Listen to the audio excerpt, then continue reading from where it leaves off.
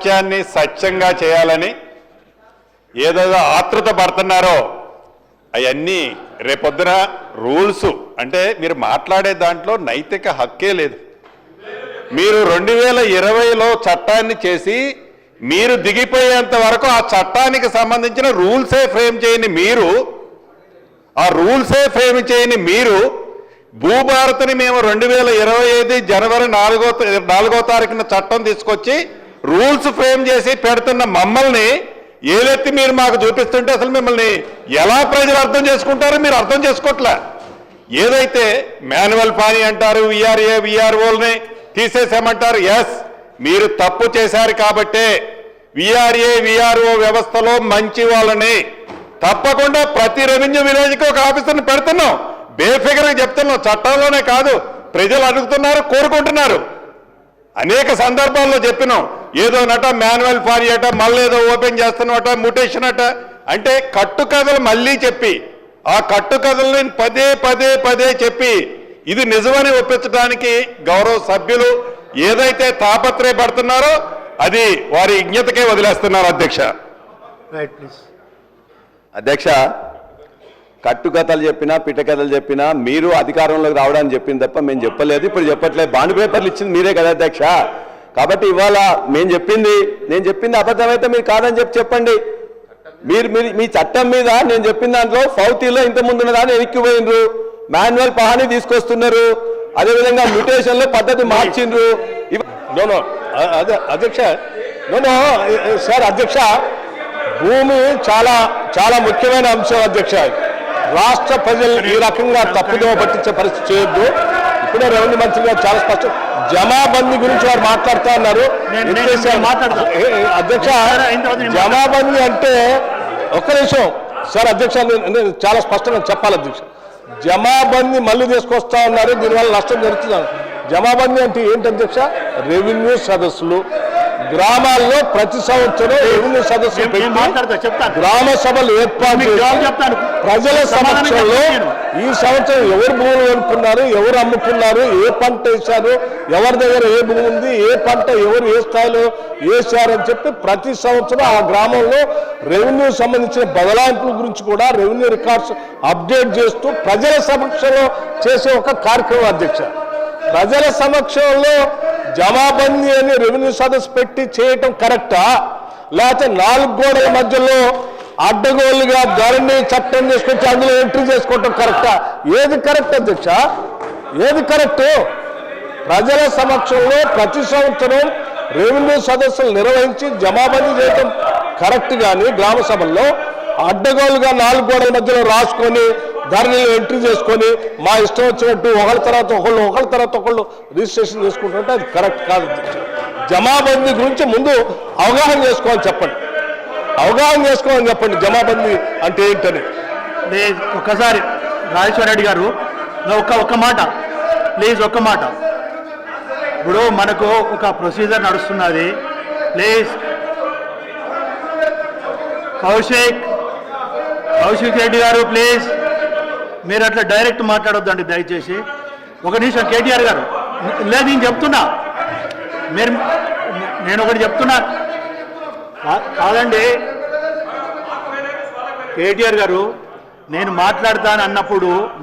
మాట్లాడతానన్నప్పుడు నేను ఒక విషయం చెప్పదలుచుకున్నప్పుడు మీరు కోఆపరేట్ చేయాలి, సహకరించాలి. మీరు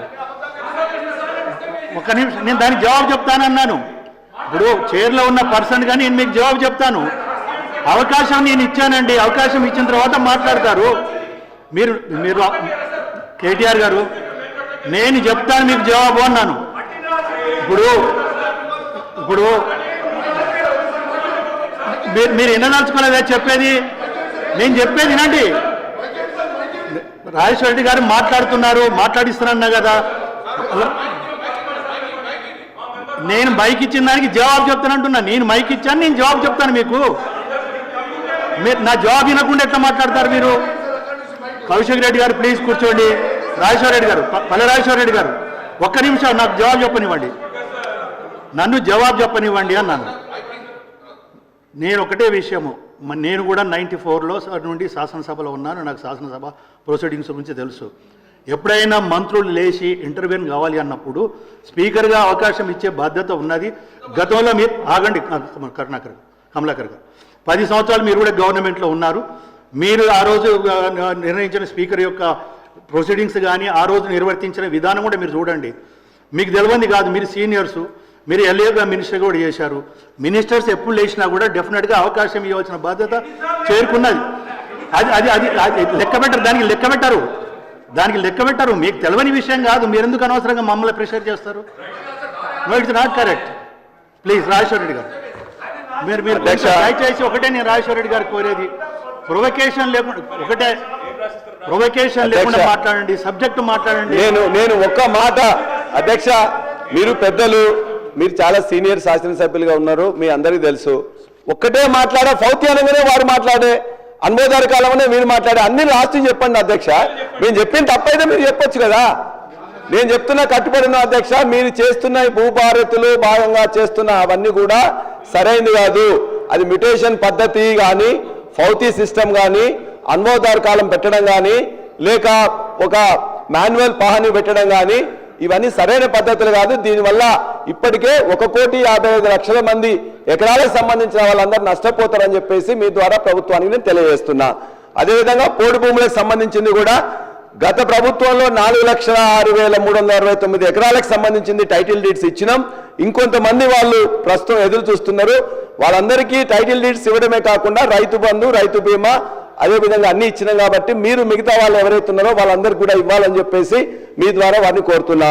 ఇప్పుడు మీరు విలేజ్ అడ్మినిస్ట్రేటివ్ ఆఫీసర్స్ అని తీసుకుంటున్న సందర్భంగా విఆర్ఏల కోసం ఆనాడు దరిదాపుగా 20,550 మంది విఆర్ఏలు ఉంటే జీవో నెంబర్ 81, జీవో నెంబర్ 85 ద్వారా 2023 జూలైలో 16,758 మంది విఆర్ఏలను తీసుకున్నారు.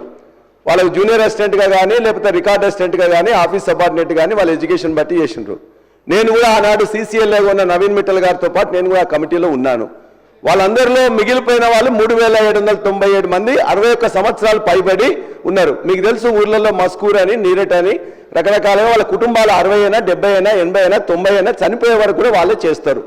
కుటుంబాలలో వాళ్ళు పంచుకున్నారు. ఇప్పుడు మీకు వస్తుంది కదా ఉద్యోగం అని చెప్పేసి ఊళ్ళో ఉన్న అరెకరమో పావెకరమో ఉన్నట్లయితే ఒకరికి ఇచ్చి నేను చేసుకుంటా అని చెప్పేసి ఉన్నారు. వాళ్ళందరికీ కూడా మనం ఇవ్వాల్సిన క్రమంలో ఎలక్షన్ రావడం వల్ల ఇవ్వలేకపోయినాం. కాబట్టి దయచేసి వారికి ఖచ్చితంగా ఆ 3,797 మంది విఆర్ఏలు ఎవరైతే ఉన్నారో వారికి వారసత్వంగా, వాళ్ళకి హక్కుగా తరతరాలుగా ఈ తెలంగాణ ప్రాంతంలో వస్తుంది. కాబట్టి వారికి దయచేసి వాళ్ళని ఇంక్లూడ్ చేసుకొని వాళ్ళ యొక్క వారసత్వం, వాళ్ళ యొక్క, ఎందుకంటే 61 సంవత్సరాలు అయిన వాళ్ళకి ఇవ్వలేం కాబట్టి వాళ్ళకు జీవో ఇచ్చినాము, ఇంప్లిమెంటేషన్ కాలేదు. కాబట్టి ఈ ప్రభుత్వాన్ని వారి తరఫున నేను రిక్వెస్ట్ చేస్తున్నా, వారికి వారి యొక్క పిల్లల్ని తీసుకోవాల్సిందిగా నేను మీ ద్వారా వారిని కోరుతున్నాను. అదేవిధంగా అధ్యక్ష, ఎల్ఆర్ఎస్ గురించి ఆనాడు వారు చెప్పారు. బట్టి గారు మాట్లాడుతూ ప్రజల రక్తాన్ని పీలుస్తున్నారు, ఎట్టి పరిస్థితుల్లో కట్టవద్దు, వీలైతే పెద్ద భయాందోళనకు గురి చేస్తుందని చెప్పేసి నేను వారి మాటల్లోనే చెప్తున్నాను. ఎందుకంటే నేను రికార్డు ఇప్పుడు నేను వేయడం అనేది మీరు పర్మిషన్ ఇస్తే రికార్డు కూడా ఇస్తాం. సీతక్క గారు కూడా చెప్పిండ్రు, ఎల్ఆర్ఎస్ పేరుతో దాచుకోవడానికి ఇది ఒక నాటకం, ప్రజల దగ్గర చిల్లి గవ్వ లేకుండా చేయడానికి ఎల్ఆర్ఎస్ అనేది ఎవరు కట్టవద్దని చెప్పారు. కోమటిరెడ్డి వెంకటరెడ్డి గారు ఏం చెప్పారు, ఎల్ఆర్ఎస్ జోలికి పోతే బీఆర్ఎస్ని బొంద పెడతారు, మొత్తం 3 లక్షల కోట్లు వస్తున్నది, రంగారెడ్డి జిల్లాలోనే 1,00,000 కోట్లు